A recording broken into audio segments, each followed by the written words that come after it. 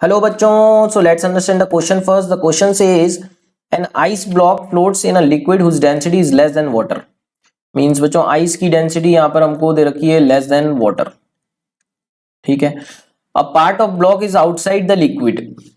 When whole of ice has melted, the liquid will rise, go down, remain same, first rise then go. So बच्चों यहाँ पर समझते हैं question को इस तरीके से. सपोज ये हमारा सेटअप है एंड इस तरीके से ये हमारा वाटर है और इसमें आइस का ब्लॉक ले लेते हैं. इस तरीके ये हमारा आइस का ब्लॉक है. तो इनिशियली ये जो लेवल है पानी का यहाँ पर कहीं पर है. तो हमसे पूछा है कि a part of block is outside the liquid, दे रखा है बिल्कुल. अब ये पार्ट जब मेल्ट हो जाएगा तो लिक्विड का लेवल के बारे में उसने हमसे इंफॉर्मेशन पूछी है कि लिक्विड का लेवल फॉल हो जाएगा, राइज हो जाएगा, क्या हो जाएगा. ये जो हमारा है इस तरीके से ये जो लेवल है अगर हम देखें.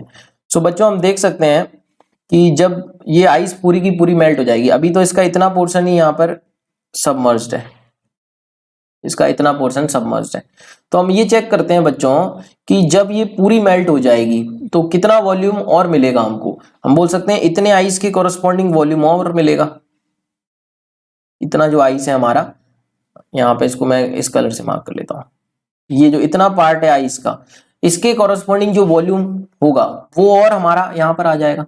तो हम चेक कर लेंगे बच्चों, ये जो वॉल्यूम आएगा हमारा, अगर इसको हम V बोले, तो अगर ये V वॉल्यूम हमारा कुछ इस तरीके से आए कि लेवल बढ़ जाए हमारा, मतलब लेवल यहाँ पर. सो बच्चों चेक करते हैं इसको कि जो लेवल है वो बढ़ेगा या घटेगा. तो अगर आइस की डेंसिटी कम है तो हम बोल सकते हैं मास तो कांस्टेंट रहता है बच्चों. अगर मास को हम कांस्टेंट लें, मास नेवर चेंजेस. तो अगर यहाँ पे कंपेयर करें कि जो आइस से हमको वाटर मिल रहा है, दोनों का जो आइस मेल्ट होगी उसके कॉरस्पॉन्डिंग जो मास मिलेगा हमको वाटर का वो सेम होगा जो आइस का है, क्योंकि मास चेंज नहीं होता, मास कांस्टेंट रहता है. तो हम बोल सकते हैं अगर मास कांस्टेंट है तो density is equals to mass upon volume होता है. तो डेंसिटी इंटू वॉल्यूम का प्रोडक्ट क्या रहने वाला है बच्चों, कांस्टेंट. इसका मतलब अगर जिसकी डेंसिटी कम है उसका वॉल्यूम ज्यादा होना चाहिए.